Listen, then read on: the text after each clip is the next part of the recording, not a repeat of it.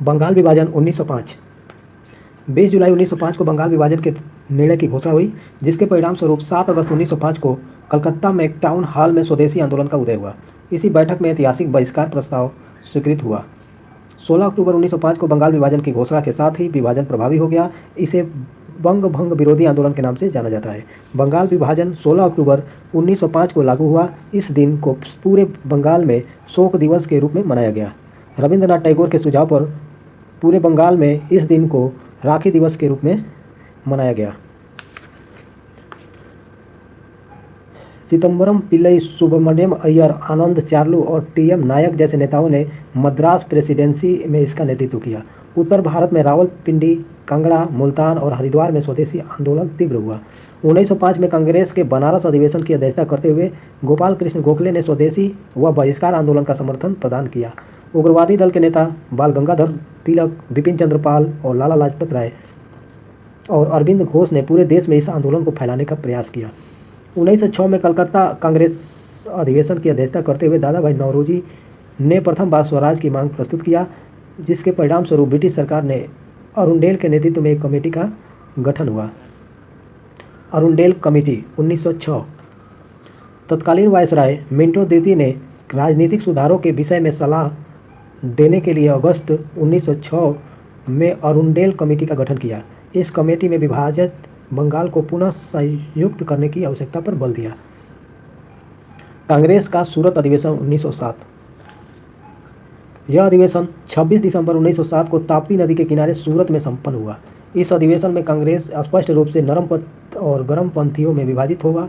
उग्रवादी लाला लाजपत राय को कांग्रेस का अध्यक्ष बनाना चाहते थे, वहीं उदारवादी रास बिहारी घोष को अध्यक्ष बनाना चाहते थे।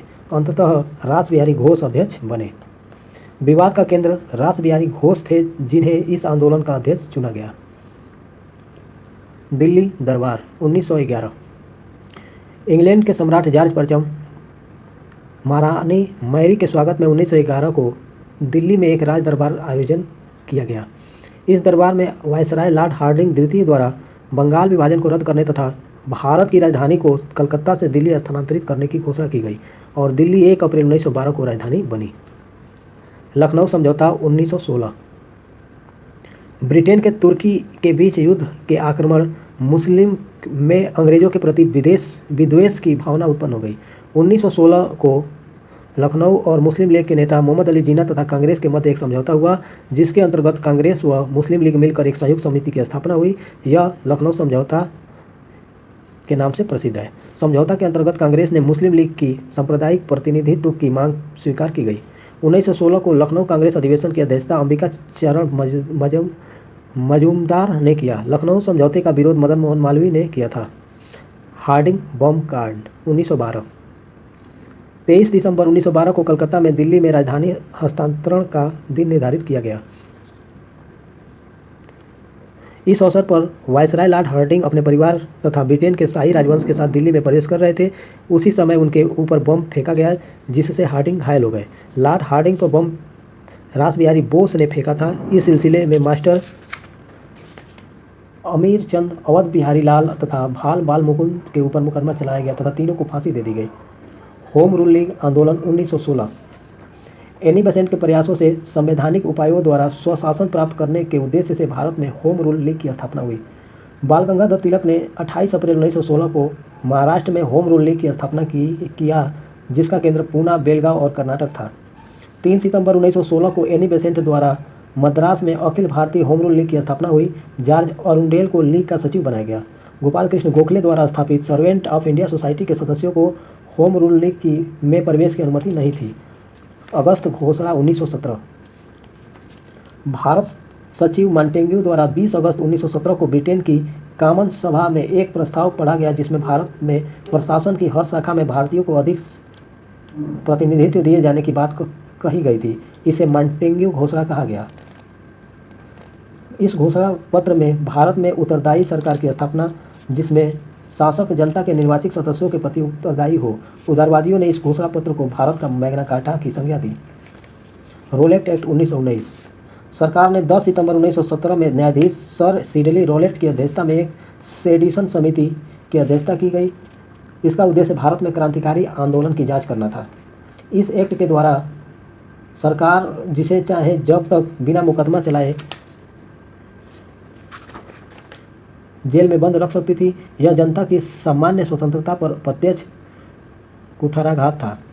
इस एक्ट को बिना अपील, बिना वकील, बिना दलील का कानून कहा गया। इसे काला अधिनियम या आतंकवादी अपराध अधिनियम के नाम से जाना गया। इस सत्याग्रह में ज़्यादातर होम रूल लीग के युवा सदस्य थे। इस एक्ट के विरोध में 6 अप्रैल 1919 को एक देशव्यापी हड़ताल करवाई गई। दिल्ली में इस आंदोलन का नेतृत्व स्वामी श्रद्धानंद ने किया था। महात्मा गांधी ने इस एक्ट के विरुद्ध सत्याग्रह किया, किंतु उन्हें गिरफ्तार कर लिया गया। जलियांवाला बाग हत्याकांड 13 अप्रैल 1919। रोलेट एक्ट के विरोध में अनेक स्थानों पर जनसभाएं आयोजित की गई। इसी दौरान सरकार ने पंजाब के लोकप्रिय नेता सैफुद्दीन किचलू और सत्यपाल को गिरफ्तार कर लिया। इसी गिरफ्तारी का विरोध करने के लिए 13 अप्रैल 1919 को अमृतसर के जलियांवाला बाग में एक जनसभा आयोजित हुई, जिस पर जनरल डायर ने गोली चलवा दी, जिससे सैकड़ों लोग मारे गए। इस हत्याकांड में हंसराज नामक एक भारतीय ने डायर का सहयोग किया था।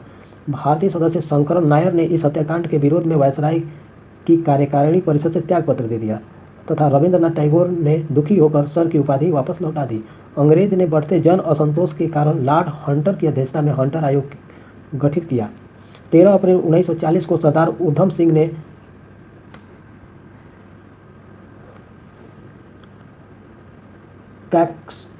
कैक्सटन हॉल में एक बैठक को संबोधित कर रहे जनरल डायर को गोली मारकर हत्या कर दी। खिलाफत आंदोलन 1920। विशाल ऑटोमन साम्राज्य का शासक तुर्की का सुल्तान इस्लाम जगत का खलीफा था। 1919 में अखिल भारतीय खिलाफत कमेटी का गठन किया गया। इस आंदोलन में मोहम्मद अली और शौकत अली ने महत्वपूर्ण भूमिका निभाई। नवंबर 1919 को दिल्ली में अखिल भारतीय खिलाफत सम्मेलन में महात्मा गांधी को सम्मेलन का अध्यक्ष चुना गया। 20 जून 1920 को इलाहाबाद में हिंदू मुस्लिम की संयुक्त बैठक में असहयोग के अस्त्र को अपनाए जाने का निर्णय लिया गया। 1920 का दिन खिलाफत दिवस के रूप में मनाने का निर्णय लिया गया।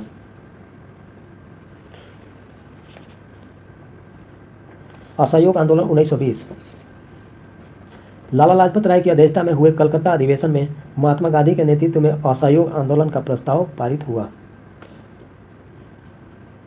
17 नवंबर 1921 को प्रिंस ऑफ वेल्स के भारत आगमन पर संपूर्ण भारत में सार्वजनिक हड़ताल का आयोजन किया गया। फरवरी 1922 में महात्मा गांधी ने सविनय अवज्ञा आंदोलन प्रारंभ करने की योजना बनाई, परंतु उसके पूर्व ही उत्तर प्रदेश के गोरखपुर जिले में चौरी चौरा नामक स्थान पर 5 फरवरी 1922 को आंदोलनकारी भीड़ ने पुलिस के 22 जवानों को थाने के अंदर जिंदा जला दिया। इस घटना से महात्मा गांधी अत्यंत आहत हुए और उन्होंने 12 फरवरी 1922 को असहयोग आंदोलन वापस ले लिया। आंदोलन समाप्त होते ही सरकार ने 10 मार्च 1922 को गांधी जी को गिरफ्तार कर लिया और 6 वर्ष की सजा सुनाई। स्वराज पार्टी 1923। असहयोग आंदोलन की समाप्ति के पश्चात 1923 को मोतीलाल नेहरू और चित्तरंजन दास और NC केलकर द्वारा इलाहाबाद में स्वराज पार्टी की स्थापना हुई। 1925 को चित्तरंजन दास की मृत्यु हो जाने से स्वराज पार्टी कमजोर पड़ गया। गांधी दास पैक्ट 1924। खराब स्वास्थ्य के कारण महात्मा गांधी फरवरी 1924 में जेल से रिहा कर दिए गए। नवंबर 1924 को गांधी दास पैक्ट के नाम से जाना जाता है। इसमें कहा गया कि असहयोग आंदोलन राष्ट्रीय कार्यक्रम नहीं रहेगा। स्वराज पार्टी को अधिकार दिया गया कि वह कांग्रेस के नाम और कांग्रेस के अभिन्न अंग के रूप में विधानसभाओं के अंदर कार्य करे। महात्मा गांधी की जिम्मेदारी ऑल इंडिया स्पिनर्स एसोसिएशन को संगठित करने और महत्वपूर्ण और संपूर्ण देश में चरखे के व करघे का प्रचार करने का कार्य दिया गया। इस पैक्ट की मुख्य बातें थी। बेलगांव अधिवेशन 1924 में की गई, जिसके अध्यक्ष महात्मा गांधी थे। Simon commission 1927। ब्रिटिश सरकार ने सर जॉन साइमन के नेतृत्व में 7 सदस्यों वाले आयोग की स्थापना हुई, जिनमें सभी सदस्य ब्रिटेन के थे। कांग्रेस ने इसे श्वेत कमीशन कहा था। 8 नवंबर 1927 को इस आयोग की स्थापना की घोषणा हुई। इस समय भारत का वायसराय लॉर्ड इरविन था। नेहरू रिपोर्ट 1928। साइमन कमीशन के विरोध व बहिष्कार के पूर्व ही 1925 में भारत के सचिव ने कांग्रेसी नेताओं को संविधान की रूपरेखा तैयार करने की चुनौती दी थी। इसका प्रारूप मोतीलाल नेहरू द्वारा तैयार किया गया था। भारतीय नेताओं ने इस चुनौती को स्वीकार करते हुए 19 मई 1928 को बंबई में मोतीलाल नेहरू की अध्यक्षता में एक सम्मेलन का आयोजन किया गया। इस सम्मेलन में पंडित मोतीलाल नेहरू की अध्यक्षता में एक 4 सदस्यीय समिति बनाई गई जिसे संविधान के सिद्धांतों को निर्धारित करना था। इस समिति में 28 अगस्त 1928 को अपनी रिपोर्ट प्रस्तुत की। नेहरू कमेटी के सदस्य मोतीलाल नेहरू अध्यक्ष थे, जवाहरलाल नेहरू सचिव थे, सुभाष चंद्र बोस सदस्य, सर अली इमाम, सर तेज बहादुर सप्रू आदि लोग थे। मुस्लिम लीग के अध्यक्ष मोहम्मद अली जिन्ना ने नेहरू रिपोर्ट को अस्वीकार कर दिया। नेहरू रिपोर्ट से सिख व्यक्ति भी असंतुष्ट थे। जिन्ना फार्मूला 1928। मुस्लिम लीग के नेता मोहम्मद अली जिन्ना ने नेहरू रिपोर्ट में मुस्लिमों के लिए अलग निर्वाचक मंडल की सुविधा न दिए जाने के कारण मुस्लिमों की 14 मांगों को प्रपत्र जारी किया, जिसे जिन्ना का 14 सूत्री फार्मूला कहा जाता है।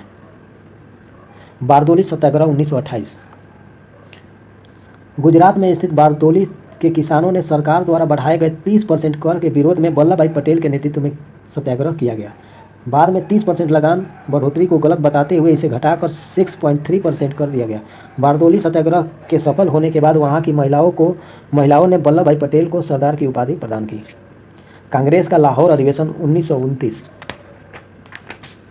1929 के लाहौर अधिवेशन की अध्यक्षता पंडित जवाहरलाल नेहरू ने की, जिसमें पूर्ण स्वराज को अंतिम लक्ष्य माना। यह निश्चित किया गया कि प्रत्येक साल 26 जनवरी को सांकेतिक स्वाधीनता दिवस मनाया जाएगा। प्रथम गोलमेज सम्मेलन 1930। यह सम्मेलन 12 नवंबर 1930 से 13 जनवरी 1931 तक लंदन के सेंट जेम्स पैलेस में आयोजित किया गया। इसकी अध्यक्षता तत्कालीन प्रधानमंत्री रैमजे मैकडोनाल्ड व उद्घाटन ब्रिटिश सम्राट जॉर्ज पंचम ने किया। दांडी यात्रा 1930। दांडी यात्रा को नमक सत्याग्रह के रूप में जाना जाता है। अपने 78 अनुयायियों प्लस सरोजिनी नायडू और महात्मा गांधी ने साबरमती आश्रम से 12 मार्च 1930 को दांडी के लिए यात्रा आरंभ हुई थी। 80 सत्याग्रहियों ने निम्न वर्ग के व्यक्ति श्वेत खादी वस्त्र पहने हुए थे। 24 दिन तक लंबी यात्रा के बाद 6 अप्रैल 1930 को दांडी में पहुंचकर गांधी ने सांकेतिक रूप में नमक कानून तोड़ा। सुभाष चंद्र बोस ने दांडी यात्रा की तुलना नेपोलियन के पेरिस मार्च व मुसोलिनी के रोम मार्च से की थी। 15 मई 1930 को महात्मा गांधी गिरफ्तार कर लिए गए, जिससे आंदोलन तीव्र हो गया। इस सत्याग्रह का सफलता का प्रयोग 1960 के अमेरिकी कार्यकर्ता मार्टिन लूथर किंग ने किया था। दक्षिण भारत में नमक आंदोलन चक्रवर्ती गोपालाचारी के नेतृत्व में अप्रैल 1930 को तिरुचिरापल्ली के तंजौर तट पर नमक कानून तोड़ा था। इसे बंदोखेम सत्याग्रह के नाम से जाना जाता है। गांधी इरविन समझौता 1931। महात्मा गांधी व वायसराय इरविन के मध्य 5 मार्च 1931 को समझौता हुआ, जिसे गांधी इरविन समझौता के नाम से जाना जाता है। इस समझौते के फलस्वरूप कांग्रेस ने अपनी तरफ से सविनय अवज्ञा आंदोलन को समाप्त करने की घोषणा की तथा महात्मा गांधी द्वितीय सम्मेलन में भाग लेने के लिए तैयार हुए। इसे दिल्ली समझौता भी कहा गया। के.एम. मुंशी ने गांधी इरविन समझौते को भारत के संवैधानिक इतिहास में एक युग परिवर्तक घटना कहा। गांधी इरविन समझौते को स्वीकृति 26 से 29 मार्च 1931 को कराची अधिवेशन में मिली। इस अधिवेशन की अध्यक्षता सरदार वल्लभ भाई पटेल ने किया। इसी सत्र में प्रथम बार कांग्रेस ने मौलिक अधिकारों व राष्ट्रीय कार्यक्रमों से संबद्ध प्रस्ताव पारित किए। मौलिक अधिकारों का प्रारूप जवाहरलाल नेहरू द्वारा तैयार किया गया था। द्वितीय गोलमेज सम्मेलन 1931। यह सम्मेलन 7 सितंबर 1931 को 1 दिसंबर 1931 तक लंदन में हुआ। इसमें महात्मा गांधी SS राजपूताना नामक जहाज से 12 सितंबर 1931 को इंग्लैंड पहुंचे। रैमजे मैकडोनाल्ड ब्रिटेन का प्रधानमंत्री था। इसकी अध्यक्षता में द्वितीय गोलमेज सम्मेलन का आयोजन हुआ। इस सम्मेलन के समय भारत का वायसराय लॉर्ड वेलिंगटन व भारत मंत्री थे। यह सम्मेलन सांप्रदायिक समस्या पर विवाद के कारण पूर्णतः असफल हो गया। लंदन से वापस आकर महात्मा गांधी ने पुनः सविनय अवज्ञा आंदोलन प्रारंभ किया। एनी बेसेंट ने इस सम्मेलन में भारतीय महिलाओं का प्रतिनिधित्व किया। घनश्याम दास बिरला ने फिक्की के प्रतिनिधित्व के रूप में शामिल हुए। सांप्रदायिक पंचाट 1932। 16 अगस्त 1932 को विभिन्न संप्रदायों के प्रतिनिधित्व के विषय पर ब्रिटिश प्रधानमंत्री रैमजे मैकडोनाल्ड ने कम्युनल अवार्ड जारी किया। वस्तुतः अंग्रेजों की बांटो और राज करो नीति का वास्तविक रूप था। इस पंचायत में पृथक निर्वाचक पद्धति को न केवल मुस्लिमों के लिए जारी रखा गया, अपितु इसे दलित वर्गों पर भी लागू कर दिया गया। इसके विरोध में महात्मा गांधी ने जेल में ही 20 सितंबर 1932 को आमरण अनशन प्रारंभ कर दिया। मदन मोहन मालवीय, डॉक्टर राजेंद्र प्रसाद और गोपालाचारी के प्रयत्नों से 5 दिन के बाद 25 सितंबर 1932 को महात्मा गांधी और दलित नेता अम्बेडकर के बीच पूना समझौता संपन्न हुआ। पूना समझौता 24 सितंबर 1932। महात्मा गांधी और अम्बेडकर के मध्य 24 सितंबर 1932 को एक समझौता हुआ जिसे पूना समझौता के नाम से जाना जाता है। समझौता के अंतर्गत अम्बेडकर ने हरिजनों के पृथक प्रतिनिधित्व की मांग को वापस ले लिया। संयुक्त निर्वाचन के सिद्धांत को स्वीकारा गया। साथ ही हरिजनों के लिए एक सुरक्षित 71 स्थानों को बढ़ाकर 148 स्थानों का सीट सुनिश्चित किया गया। इस प्रकार सुनिश्चित सीटों में 18% की वृद्धि हुई। तृतीय गोलमेज सम्मेलन 1932। 17 नवंबर 1932 से 24 दिसंबर 1932 तक आयोजित यह सम्मेलन लंदन में कांग्रेस के बहिष्कार के फलस्वरूप असफल रहा। इस सम्मेलन में भारत सरकार अधिनियम 1935 को अंतिम रूप दिया गया।